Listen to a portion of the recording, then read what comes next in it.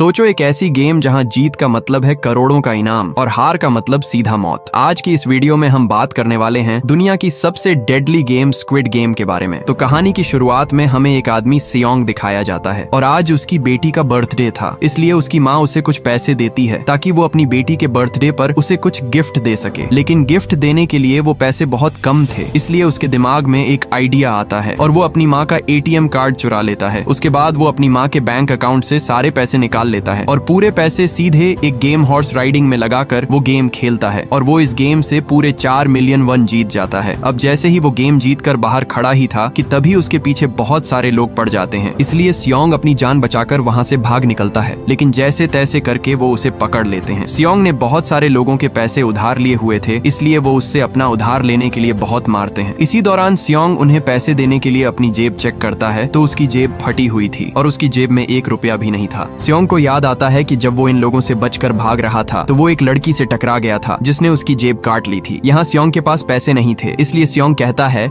कि मैं सब पैसे इसी महीने दे दूंगा। इसलिए वो लोग भी उससे एक कॉन्ट्रैक्ट पर साइन करवाते हैं कि अगर इस बार पैसे ना मिले तो उसे जिंदा मार दिया जाएगा। इसके बाद सियोंग सीधा अपनी बेटी को एक जगह ले आता है जहाँ वो दोनों खुशी से रात का खाना खा रहे होते हैं। खाना खाकर सियोंग अपनी बेटी को घर छोड़ देता है। छोड़ने के बाद वो सीधा ट्रेन स्टेशन पहुंचता है, लेकिन उसके आने से पहले ही वो ट्रेन वहां से चली जाती है, इसलिए वो वहां दूसरी ट्रेन के आने का इंतजार करता है कि तभी वहां एक अनजान आदमी उसके पास आकर बैठता है और उसे ढेर सारा पैसा दिखाकर कहता है कि तुम मेरे साथ एक गेम खेलो और अगर ये गेम तुम जीत गए तो मैं तुम्हें 1 लाख वन दूंगा। ये डील सुनकर सियोंग उसके साथ गेम खेलना शुरू कर देता है। यहाँ वो आदमी लगातार जीतता जाता है और वो सियोंग को बुरी तरह मारता जा रहा था, लेकिन आखिरकार सियोंग वो गेम जीत जाता है और उसे पूरे 1 लाख वन मिल जाते हैं। वो आदमी उसे एक कार्ड दिखाता है और कहता है कि अगर और पैसा जीतना चाहते हो तो इस कार्ड पर दिए हुए नंबर पर कॉल करना। रात सियोंग अपनी माँ के पास बैठा था और बहुत सारे पैसे देखकर उसकी माँ पूछती है कि इतने पैसे कहाँ से आए, तो वो उसे बताता है कि मैंने एक गेम खेली जिससे मैंने इतना पैसा जीता। इसी दौरान उसकी माँ बताती है कि अगले साल तुम्हारी बेटी अपने दूसरे बाप के साथ हमेशा के लिए यूएसए जा रही है और हमें यहाँ पता चलता है कि सियोंग की तलाक हो चुकी है। उसके पास पैसे न होने की वजह से उसकी बीवी ने उसे छोड़ दिया। उसकी माँ उसे बताती है कि अगर तुम कोर्ट में ये साबित कर दो कि तुम्हारे पास बहुत पैसे हैं तो तुम अपनी बेटी को अपने पास रख सकते हो। सियोंग भी हर हाल में अपनी बेटी को पास रखना चाहता था, लेकिन उसे पैसों की बहुत जरूरत थी, इसलिए वो उसी रात उस कार्ड पर दिए गए एक नंबर पर कॉल करता है। उसके बाद सियोंग के पास एक गाड़ी आकर रुकती है और जैसे ही वो उसके अंदर बैठता है तो गाड़ी के अंदर गैस छोड़कर उसे बेहोश कर दिया जाता है। जब सभी की आंख खुलती है तो वो एक बेस में होते हैं जहाँ पूरे 456 लोग थे और सभी का सूट एक जैसा था, मतलब कि सभी प्लेयर थे और सभी प्लेयर्स को 24 घंटे मॉनिटर किया जा रहा था। इस गेम का होस्ट एक आदमी था जो कि फ्रंट मैन था। उसके बाद सियोंग एक बूढ़े आदमी से मिलता है जो कि प्लेयर नंबर 1 था। उसे ब्रेन ट्यूमर बीमारी थी। वो उसे बताता है कि मेरे पास कुछ ही दिन है, इसलिए मैं अपनी जिंदगी का आखिरी समय यहाँ इस गेम को खेल कर गुजारना चाहता हूँ। इसी दौरान 2 प्लेयर आपस में लड़ रहे होते हैं, जिनमें एक लड़की साइब्योक थी और लड़का संग था। यहाँ संग उसे बुरी तरह मार रहा था कि तभी सियोंग उसे पहचान लेता है जिसने उसकी जेब काटी थी। सियोंग उसे जोर जोर से चिल्लाते हुए अपने पैसे वापस मांगता है, लेकिन इससे पहले कि वो उस लड़की से पैसे लेता वहाँ बहुत सारे गार्ड्स आ जाते हैं और सभी गार्ड्स के चेहरे अलग अलग शेप से ढके हुए थे। उनमें लीडर सभी प्लेयर्स को बताता है कि आपका इस गेम में वेलकम है और आपको यहाँ पर पूरी 6 गेम्स खेलनी होंगी और जो भी पूरी 6 गेम्स को जीतेगा उसे ढेर सारा पैसा दिया जाएगा। इसके बाद सभी प्लेयर्स से एक कॉन्ट्रैक्ट साइन करवाया जाता है जिसमें गेम के 3 रूल्स थे। पहला, कोई भी प्लेयर गेम के दौरान गेम को छोड़कर नहीं जा सकता। दूसरा, जो पार्टिसिपेंट गेम खेलने से इनकार करेगा उसे एलिमिनेट कर दिया जाएगा। तीसरा, अगर मेजॉरिटी पार्टिसिपेंट्स खेलने से इनकार कर दें तो गेम रोका जा सकता है। इसके बाद सभी प्लेयर को अपनी पहली गेम खेलने के लिए गेम हॉल में ले जाया जाता है। गेम हॉल में पहुंचते ही सियोंग अपने क्लास फेलो से मिलता है जिसका नाम संगवू था। सियोंग उसे यहाँ देखकर अपने होश ही खो बैठता है। सियोंग उससे पूछता है कि तुम तो बिजनेस के लिए बाहर गए थे तो यहाँ क्यों आना पड़ा, लेकिन संगवू उसे कुछ भी नहीं बताता और चला जाता है। यहाँ पहली गेम में एक बहुत बड़ी डॉल दिखाई जाती है। ये गेम काफी सिंपल थी कि जब भी डॉल गाना गाएगी तो सभी प्लेयर्स को फिनिश लाइन तक बढ़ना होगा और जैसे ही डॉल गाना गाना बंद करेगी तो सभी प्लेयर्स को अपनी जगह पर रुक जाना है और अगर कोई अपनी जगह से जरा भी हिल गया तो उसे एलिमिनेट कर दिया जाएगा। गेम खेलने से पहले सबको ये बच्चों का खेल लग रहा था, लेकिन जब गेम शुरू हुई और एक लड़का अपनी जगह से हिला तो उसे वहीं पर गोली से मार दिया गया और यही इस गेम का रूल था, मतलब कि अगर जो भी हिल गया उसे मार दिया जाएगा। यह देखकर सब लोग वहां से इधर उधर भागने लगते हैं और सभी प्लेयर्स को एक एक करके शूट किया जा रहा था, इसलिए बाकी प्लेयर्स जैसे तैसे करके फिनिश लाइन तक पहुंच जाते हैं। इसके बाद मरे हुए सभी प्लेयर्स की बॉडीज वहां से हटा दी जाती हैं। उसी दिन गेम लीडर आकर सभी को बताता है कि 456 प्लेयर्स में से पूरे 201 प्लेयर्स बच पाए हैं, बाकी सभी प्लेयर्स गेम से एलिमिनेट कर दिए गए हैं। ये सुनकर सभी के दिल में खौफ और डर बढ़ जाता है। इसलिए वहाँ सभी प्लेयर्स उनसे हाथ जोड़कर कहते हैं कि हमें ये गेम नहीं खेलनी। तभी सांग वू वहाँ आकर कहता है कि अगर मेजॉरिटी प्लेयर्स चाहें तो इस गेम को बंद किया जा सकता है। इसलिए गेम लीडर सभी प्लेयर्स से वोटिंग कराने के लिए मान जाता है। लेकिन इससे पहले वो वोटिंग करते वहाँ उन्हें बहुत सारा पैसा दिखाया जाता है और ये पूरे 45 बिलियन वन थे। ये देखकर सबके होश ही उड़ जाते हैं। लेकिन अब ये सारा पैसा जो प्लेयर एलिमिनेट हुए हैं उनकी फैमिली को दिया जाएगा। इसके बाद गेम लीडर सभी प्लेयर्स से वोटिंग कराता है और सभी प्लेयर्स एक एक करके अपना वोट दे देते हैं और ज्यादा प्लेयर्स ने गेम न खेलने का फैसला किया। इसीलिए वो गेम वहीं पर रोक दिया गया और गेम लीडर उनसे कहता है कि अगर ये गेम आप दोबारा खेलना चाहते हैं तो आप इसे दोबारा ज्वाइन कर सकते हैं। इसके बाद सभी प्लेयर्स को वापस उनके घर छोड़ दिया जाता है। अगले दिन सियोंग सीधा पुलिस स्टेशन जाता है और वो पुलिस को उस गेम के बारे में सब कुछ बताता है कि उस जगह पर सभी लोगों की जान से खेला जा रहा है। लेकिन पुलिस को उसकी एक भी बात पर यकीन नहीं आता और वो उसे आगे से पागल बोलते हैं कि भला कौन ऐसा गेम खेलेगा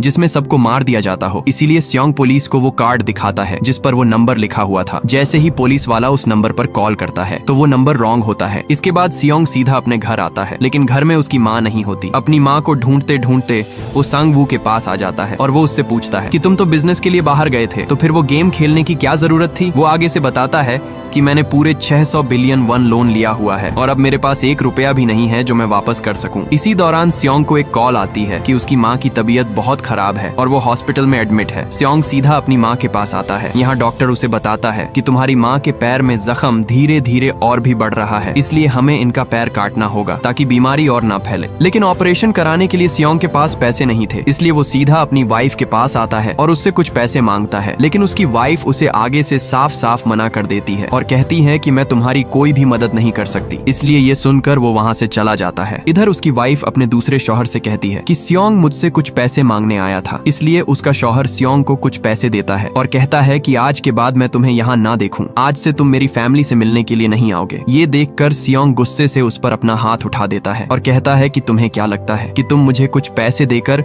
मुझसे मेरी फैमिली छीन लोगे। अब सियोंग उदास होकर अपने घर वापस आ रहा होता है कि तभी उसके घर में एक पुलिस ऑफिसर आता है और वो उससे उस गेम के बारे में पूछता है। दरअसल उस पुलिस ऑफिसर का भाई भी था और उसके घर जाने पर उसका भाई उसे नहीं मिला, लेकिन उसे वहाँ वही कार्ड मिलता है जिससे लोगों को उस गेम में इनवाइट किया जाता है। पुलिस ऑफिसर उसे बताता है कि मैं तुम्हारे पास इसलिए आया हूँ क्योंकि उस दिन तुम पुलिस स्टेशन पर आए थे और इसी गेम के बारे में तुमने रिपोर्ट करवाई थी और अब मुझे शक हो गया है कि मेरा भाई भी इसी गेम में गया हुआ है, इसलिए तुम मुझे वो जगह बताओ जहाँ ये गेम खेला जाता है। लेकिन सियोंग उसे साफ साफ मना कर देता है और कहता है कि मुझे इस गेम के बारे में कुछ भी नहीं पता। सियोंग जैसे ही अपने घर के दरवाजे पर पहुंचता है तो उसे वही कार्ड मिलता है, इसलिए अब उसके इस गेम को खेलने के अलावा कोई चारा नहीं था जिससे वो कुछ पैसों से अपनी माँ का इलाज करा सके। इसलिए वो गेम को दोबारा ज्वाइन करने का फैसला करता है और सभी प्लेयर्स को एक एक करके वहाँ से ले जाया जाता है। लेकिन इस बार वो पुलिस ऑफिसर भी सभी गाड़ियों का पीछा करते हुए उनके पीछे पीछे आ रहा था और सभी गाड़ियां उस शिप पर जा रही थीं। यहाँ वो पुलिस ऑफिसर भी एक गाड़ी के नीचे छुप जाता है। अब सभी गार्ड सीधा उस शिप तक पहुंच जाते हैं और यहाँ वो पुलिस ऑफिसर मौके का फायदा उठाकर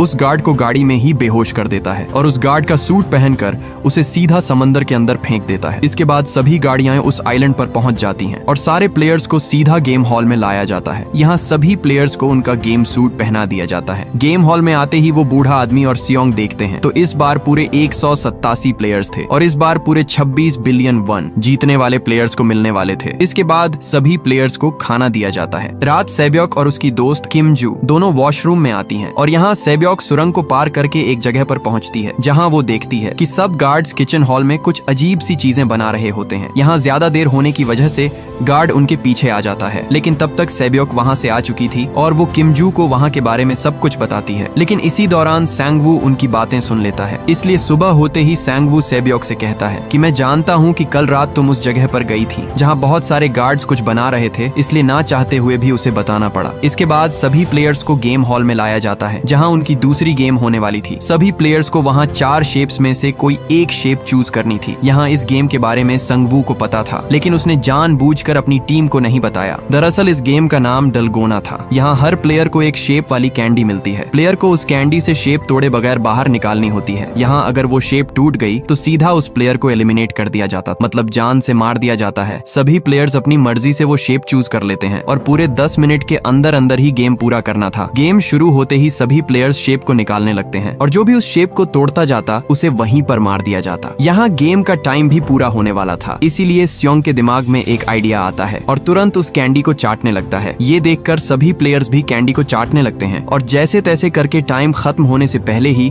स्योंग कैंडी से उस शेप को बाहर निकाल लेता है। इसलिए यहाँ वो एलिमिनेट होने से बच जाता है और वो इस गेम को भी जीत जाता है। इसके बाद सभी प्लेयर्स को वापस मेन हॉल में लाया जाता है जहाँ अब 108 प्लेयर्स ही रह गए थे। बाकी 79 प्लेयर्स अपनी जान गंवा बैठे थे और जो प्लेयर्स मारे गए उनका इनाम भी टोटल करके पूरे 34 बिलियन वन बन गए थे। ये देखकर सभी प्लेयर्स के होश ही उड़ जाते हैं। अगली सुबह सभी प्लेयर्स को नाश्ता दिया जाता है, लेकिन यहाँ नाश्ता लेते समय संग और उसकी टीम ने 2 बार नाश्ता ले लिया, जिससे बाकी 4 प्लेयर्स को खाना नहीं मिला। इसलिए वहाँ वो प्लेयर सीधा संग पर हमला कर देता है, लेकिन संग भी आगे से उसे बुरी तरह पीट डालता है, जिससे वो प्लेयर वहीं पर मारा जाता है। इसलिए उस प्लेयर को भी एलिमिनेट कर दिया गया और अब पूरे 107 प्लेयर्स बाकी बच गए। इधर हमें एक प्लेयर दिखाया जाता है जो डॉक्टर था और वो सब मरने वाले प्लेयर्स की बॉडी पार्ट्स को निकालकर अलग अलग कंट्रीज में बेचता था और इस काम का फ्रंटमैन को जरा भी पता नहीं था। दरअसल कंट्रोल रूम में इनका एक आदमी था जो इन सबसे मिला हुआ था और जो भी प्लेयर मारा जाता वो उसे सीधा एक सीक्रेट जगह ले आते जहाँ वो डॉक्टर उनके बॉडी के पार्ट्स को निकाल देता था। इसलिए फ्रंटमैन को इसके बारे में भनक भी नहीं थी, क्योंकि सभी प्लेयर्स की रिकॉर्ड हुई सब वीडियोस को डिलीट कर दिया जाता, जिससे किसी को भी शक नहीं होता था। यहाँ हमें पता चलता है कि वो गार्ड्स डॉक्टर को पहले से ही गेम के बारे में बता देते थे ताकि वो डॉक्टर बचा रहे और वो सब प्लेयर्स की बॉडी के पार्ट्स को बेचते रहे। उसी दिन वो गार्ड डॉक्टर को बताता है कि आज रात तुम अपनी जान की हिफाजत खुद करोगे, क्योंकि आज रात सब एक दूसरे पर हमला करने वाले हैं। इसलिए अगर तुम्हें जिंदा रहना है तो ताकतवर टीम को ज्वाइन करो। इसलिए डॉक्टर सीधा संग की टीम के पास आता है और डॉक्टर उसे छुप कर बताता है कि मैं अगली गेम के बारे में जानता हूँ। ये सुनकर संग बिना सोचे उस डॉक्टर को अपनी टीम में रख लेता है। इसी दौरान टाइम खत्म हो जाता है और सब लाइट्स बंद हो जाती हैं और तभी पूरे हॉल में सब प्लेयर्स एक दूसरे पर हमला कर देते हैं। इधर स्योंग पर भी एक प्लेयर हमला कर देता है, लेकिन तभी वहाँ पर संगवू आकर उसकी जान बचा लेता है, लेकिन इससे पहले सब एक दूसरे की जान लेते। इसी दौरान वहाँ गार्ड्स आ जाते हैं और यहाँ अब 107 प्लेयर्स में से सिर्फ और सिर्फ 80 प्लेयर्स ही बच पाए। अगली सुबह सभी प्लेयर्स को तीसरे गेम के लिए बाहर लाया जाता है जहाँ उन्हें 10 प्लेयर्स की 2 टीमें बनानी थी। यहाँ सांगवू सबसे कहता है कि हमें अपनी टीम में ज्यादा से ज्यादा मर्द चाहिए ताकि हम इस गेम को जीत सकें। सभी प्लेयर्स एक एक करके अपनी टीम कंप्लीट कर लेते हैं। इसके बाद सब प्लेयर्स को गेम हॉल में लाया जाता है जहाँ उन्हें टग ऑफ वॉर की गेम खेलनी थी, मतलब रस्साकशी, और जो भी टीम अपनी ओपोनेंट टीम को नीचे गिरा देगी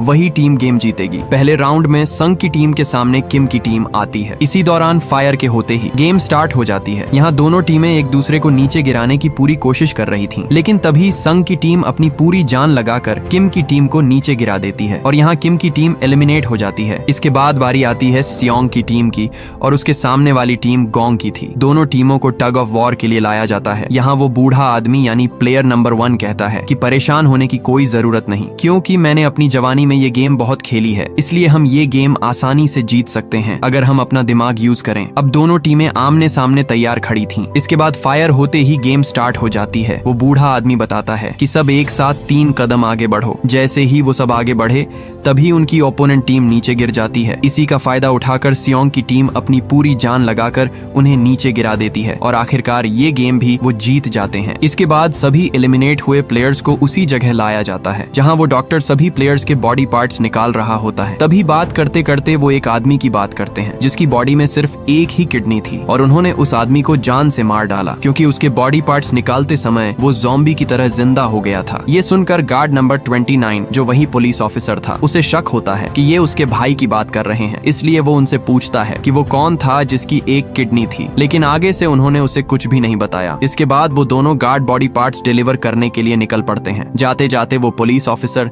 यानी गार्ड नंबर 29 उसे एक दीवार पर लगी एक डिवाइस दिखाई देती है। वो गार्ड से पूछता है कि ये क्या चीज है, तो गार्ड उसे बताता है कि ये बॉम्ब है, अगर तुमने इसे जरा भी टच किया तो ये ब्लास्ट हो जाएगा और ये जगह पूरी तरह तबाह हो जाती है। दरअसल ये जगह VIP लोगों के आने जाने के लिए है। इधर वो डॉक्टर उस गार्ड से पूछता है कि मुझे अगला गेम बताओ, लेकिन अभी तक नया गेम किसी को नहीं बताया गया था, इसलिए वो गार्ड कहता है कि मुझे अभी इसके बारे में नहीं पता। ये देखकर वो डॉक्टर उस पर हमला कर देता है और जैसे तैसे करके वहाँ से अपनी जान बचाकर भाग निकलता है। डॉक्टर भागता भागता सीधा गेम हॉल में पहुंच जाता है। वो गार्ड आकर उसे बताता है कि मैं अभी तुम्हें गेम के बारे में बताऊंगा, लेकिन इससे पहले कि हम पकड़े जाएं, हमें यहाँ से जाना होगा। इसी दौरान वो गार्ड उसे चाकू से मारने ही वाला था, तभी वहाँ फ्रंटमैन आकर उसे गोली मार देता है। यहाँ वो फ्रंटमैन उसे बताता है कि तुम जो भी कर रहे थे मुझे इससे कोई फर्क नहीं पड़ता। मुझे अफसोस इस बात का है कि तुमने यहाँ मजबूर और बेगुनाह लोगों से फायदा उठाया, इसलिए फ्रंटमैन उसे वहीं पर ढेर कर देता है। इधर वो गार्ड नंबर 28 उस पुलिस ऑफिसर को घेर लेता है और कहता है कि तुम कौन हो, मुझे अपना चेहरा दिखाओ। इसलिए ना चाहते हुए भी वो पुलिस ऑफिसर अपना मास्क उतार देता है। इसी दौरान वो उसे गन पॉइंट पर ले लेता है और कहता है कि अपना चेहरा दिखाओ। आगे से वो ऑफिसर पूछता है कि वो कौन था जिसकी तुम लोगों ने किडनी निकाली थी। वो उसे बताता है कि वो एक औरत थी। अगर तुम्हें यकीन नहीं आ रहा तो तुम फ्रंटमैन के कमरे में जाकर सभी की इंफॉर्मेशन ले सकते हो, वहाँ तुम्हें हर प्लेयर के डॉक्यूमेंट्स मिल जाएंगे। ये सब पूछकर वो पुलिस ऑफिसर उसे वहीं पर गोली मार डालता है। इसके बाद वो पुलिस ऑफिसर सीधा फ्रंटमैन के कमरे तक पहुंच जाता है। पहुंचते ही वो वहाँ सभी प्लेयर्स की बहुत सारी फाइल्स को देखता है और इसी दौरान उसे उसके भाई की फाइल भी मिल जाती है, जहाँ उसके भाई का नंबर 132 था। मतलब वो भी एक प्लेयर था और उसने भी ये गेम खेली थी। इससे पहले वो और रिकॉर्ड चेक करता तभी वो फ्रंटमैन आ जाता है। ये देखकर वो तुरंत छुप जाता है। यहाँ फ्रंटमैन किसी के आने की बात कर रहा था जो कि यहाँ फाइनल गेम देखने आने वाले थे। ये वही VIP लोग थे जिसकी बात गार्ड नंबर 28 कर रहा था। इसके बाद सभी प्लेयर्स को चौथे गेम के लिए बुलाया जाता है। यहाँ इस गेम में सभी प्लेयर्स को अपने लिए पार्टनर सेलेक्ट करना था, मतलब 2 लोगों की टीम बनानी थी। सभी प्लेयर्स जैसे तैसे करके अपनी टीम बना लेते हैं, लेकिन आखिर में वही बूढ़ा आदमी ही बचा था जिसे अभी तक पार्टनर नहीं मिला। लेकिन तभी वहाँ सियोंग आकर उसे अपना पार्टनर बना लेता है। इसके बाद सभी प्लेयर्स को एक थैली दी जाती है जिसमें पूरे 10 मार्बल्स यानी कंचे होते हैं। गेम के स्टार्ट होते ही संग और उसका पार्टनर दोनों एक दूसरे से मार्बल्स जीतने लगते हैं। दरअसल गेम का रूल ये था कि हर प्लेयर को अपने पार्टनर से उसके सारे कंचे जीतने थे। इधर सियोंग का पार्टनर वो बूढ़ा आदमी अपनी दिमागी हालत खो बैठता है, इसलिए टाइम खत्म होने से पहले सियोंग उसे गेम खेलने के लिए मना रहा था। अब जैसे तैसे करके सियोंग अपने पार्टनर से खेलने लगता है, लेकिन यहाँ वो बूढ़ा आदमी सियोंग से उसके सारे कंचे जीत रहा था। ये देखकर उसके अंदर डर बढ़ने लगता है क्योंकि अब मौत उसका इंतजार कर रही थी। इधर संग धोखे से अपने पार्टनर को हरा देता है, इसलिए उसका पार्टनर भी एलिमिनेट हो जाता है। यहाँ सियोंग भी जैसे तैसे करके बूढ़े आदमी से सब कंचे जीत जाता है, लेकिन तभी वो बूढ़ा आदमी उसे एक कंचा दिखाता है और कहता है कि अभी भी मेरे पास एक कंचा है। लेकिन अब वो आदमी पागलों की तरह हरकतें करने लगता है। सियोंग जैसे तैसे करके उसे कहता है कि मेरे साथ सिर्फ एक गेम खेल लो, लेकिन तभी वो बूढ़ा आदमी उसे बताता है कि तुमने मुझे बेवकूफ बनाकर मेरे सारे कंचे ले लिए थे, इसलिए मैंने अपने पास एक कंचा छुपा लिया था। मुझे पता था तुम मेरे साथ धोखा करोगे, इसलिए ये सब मैं पागल होने का नाटक कर रहा था। इसी दौरान बूढ़ा आदमी उसके हाथ में अपना कंचा दे देता है और कहता है कि मेरा और तुम्हारा साथ यही तक था। इसलिए सियोंग दुखी होकर उसे अपने गले लगाकर अलविदा कर देता है और यहाँ वो बूढ़ा आदमी भी एलिमिनेट हो जाता है। इसके बाद सभी प्लेयर्स की डेड बॉडीज वहाँ से ले जाई जाती हैं। इधर हमें फ्रंटमैन दिखाया जाता है जिसे शक हो चुका था कि उसके रूम में कोई मौजूद है, इसलिए वो उसे हर जगह ढूंढ रहा होता है और ढूंढते ढूंढते वो उस जगह पहुंच जाता है जहां वो गार्ड नंबर 28 मरा हुआ था। इसी दौरान उसे उसी पुलिस ऑफिसर का ID कार्ड मिलता है जिसे देखकर उसे शक हो जाता है कि ये उसका भाई ही है। दूसरी तरफ वो सभी VIP लोग फाइनल गेम देखने के लिए पहुंच चुके थे। इसके बाद सभी प्लेयर्स को 5वें गेम के लिए लाया जाता है। यहाँ सभी प्लेयर्स को 1 से 16 तक कोई भी नंबर सेलेक्ट करना था। सभी प्लेयर्स एक एक करके अपना नंबर सेलेक्ट कर लेते हैं, लेकिन जब सियोंग की बारी आई तो उसके सामने सिर्फ 2 ही नंबर थे, पहला 1 और दूसरा 16वां। यहाँ सियोंग सोच में पड़ जाता है, अगर वो पहला नंबर लेगा तो पहले नंबर पर गेम खेलनी होगी और अगर 16वां लेगा तो आखिर में उसके पास टाइम खत्म हो जाएगा। लेकिन तभी वहाँ एक आदमी आकर कहता है कि मुझे पहला नंबर लेने दो, मुझे अपनी जिंदगी में कभी भी पहले नंबर पर आने का मौका नहीं मिला, इसलिए मुझे पहला नंबर दे दो। इसके बाद सभी प्लेयर्स को गेम एरिया में लाया जाता है। इस गेम में प्लेयर्स को शीशे का पुल पार करना था जहाँ हर कदम पर 2 ग्लास थे, पहला मजबूत और दूसरा कमजोर। अगर गलत ग्लास पर कदम पड़ा तो सीधे नीचे और फिर जिंदगी का खेल खत्म। गेम टाइम स्टार्ट होते ही पहला प्लेयर आगे बढ़ता है और बढ़ते ही वो सीधा नीचे जा गिरता है और यहाँ एक एक करके सभी प्लेयर्स एलिमिनेट होते जा रहे थे। तभी संग आगे जाने ही वाला था। इसी दौरान वही लड़की किम जू उसे कहती है कि आज वो दिन आ गया जिस दिन हमने साथ मरने का फैसला किया था। तभी वो लड़की उसे पकड़कर सीधा नीचे कूद जाती है, जिससे दोनों वहीं पर मारे जाते हैं। इधर वो पुलिस ऑफिसर भी गेम हॉल में घुस चुका था, लेकिन तभी वहाँ एक VIP मेंबर को उस पर शक हो जाता है। वो उसे मास्क उतारने के लिए कहता है, लेकिन वो पुलिस वाला उसे बताता है कि मैं अपना मास्क यहाँ नहीं उतार सकता। इसलिए वो दोनों एक रूम में चले जाते हैं। यहाँ आते ही वो पुलिस ऑफिसर उसे गन पॉइंट पर ले लेता है और उससे गेम के बारे में पूछकर उसे वहीं पर बेहोश कर देता है। लेकिन उस VIP के बेहोश होते ही फ्रंटमैन को पता चल जाता है। इधर गेम खत्म होने में सिर्फ 1 ही मिनट बचा था, इसीलिए वहां एक प्लेयर उस ग्लास पर एक कंचा फेंकता है, लेकिन फिर भी उन्हें पता नहीं चल पाया। इसीलिए टाइम ना होने की वजह से सांगवू उस आदमी को धक्का देकर उसे नीचे गिरा देता है और यहाँ वो तीनों तुरंत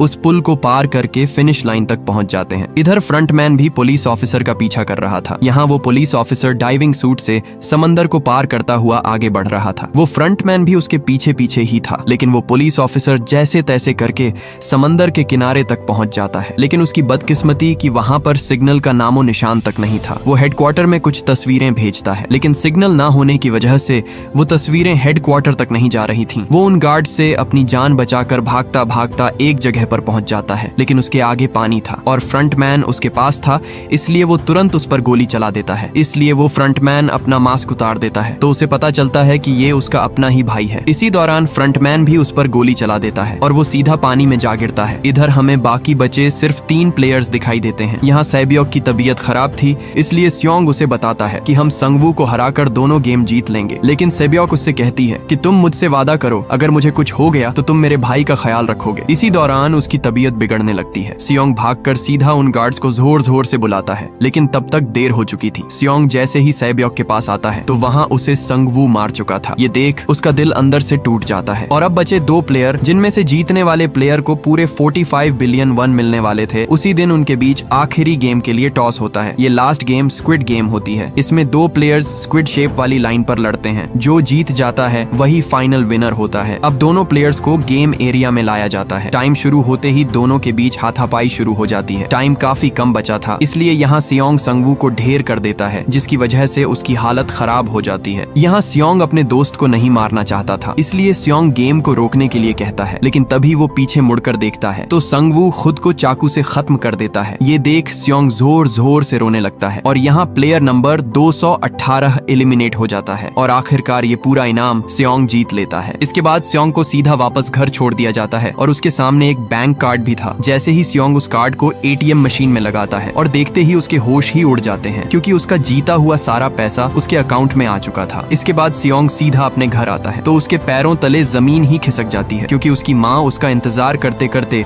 इस दुनिया से चल बसी थी। इसके बाद सीन कट होता है और हमें पूरे 1 साल के बाद दिखाया जाता है, जहाँ स्योंग एक समंदर के किनारे बैठा था। उसकी हालत अब बहुत बिगड़ चुकी थी, क्योंकि अब वो इस दुनिया में बिल्कुल अकेला था। यहाँ तक कि उसने 46 बिलियन वन में से 1 रुपया भी इस्तेमाल नहीं किया, क्योंकि वो सारा पैसा बेकसूर जानों का था। इसी दौरान वहाँ उसे एक औरत फूल लेने को कहती है। जैसे ही स्योंग उस फूल को लेता है तो उस पर एक कार्ड था जो कि उसी स्क्विड गेम का था और उस पर एक लोकेशन भी दी गई थी। स्योंग जैसे तैसे करके उस लोकेशन पर पहुंच जाता है और पहुंचते ही वो देखता है तो उसे वही बूढ़ा आदमी यानी प्लेयर नंबर 1 दिखाई देता है। वो उसे कहता है कि उम्मीद करता हूँ कि तुमने इस गेम को खूब एंजॉय किया होगा। वो उसे बताता है कि मैं ही इस गेम का लीडर था। दरअसल मेरी जिंदगी में कोई भी नहीं था, मैं अकेला ही इस दुनिया में रह गया था, इसलिए ये गेम मैंने शुरू करवाया था और मैं अपने टीम मेंबर से मिलकर ये गेम खेल रहा था और इसलिए मेरा नंबर प्लेयर 1 था, ताकि मैं भी गेम में एंजॉय कर सकूं। ये सब कहकर वहीं पर उस आदमी की मौत हो जाती है। इसके बाद स्योंग सीधा सैबियोक के भाई के पास जाता है। वो उसे लेकर संगवू की माँ के हवाले कर देता है और कहता है कि अब से ये आपका बेटा है, इसकी हिफाजत करना। स्योंग उसे एक बैग भी देता है, जिसे खोलते ही संगवू की माँ के होश उड़ जाते हैं, क्योंकि वो बैग पूरा पैसों से भरा था। इसके बाद स्योंग दोबारा अपनी बेटी से मिलने के लिए USA जा रहा था, लेकिन इसी दौरान उसे वही आदमी दिखाई देता है जिसने उसे गेम कार्ड दिया था। वो आदमी वहाँ उसी गेम का कार्ड लोगों को दे रहा था। स्योंग उसे पकड़ने के लिए उसके पीछे भागता है, लेकिन वो मौके पर ही वहाँ से भाग जाता है। फिर स्योंग उस आदमी से वो गेम कार्ड ले लेता है और दोबारा से उसी नंबर पर कॉल करता है। आगे से उसे फ्रंटमैन बताता है कि दोबारा गेम खेलने के लिए प्लेन में बैठ जाओ। और इसी के साथ ये मूवी यहीं पर एंड हो जाती है। अगर आपको इसका सीजन 2 चाहिए तो कमेंट बॉक्स में सीजन 2 जरूर लिखिएगा।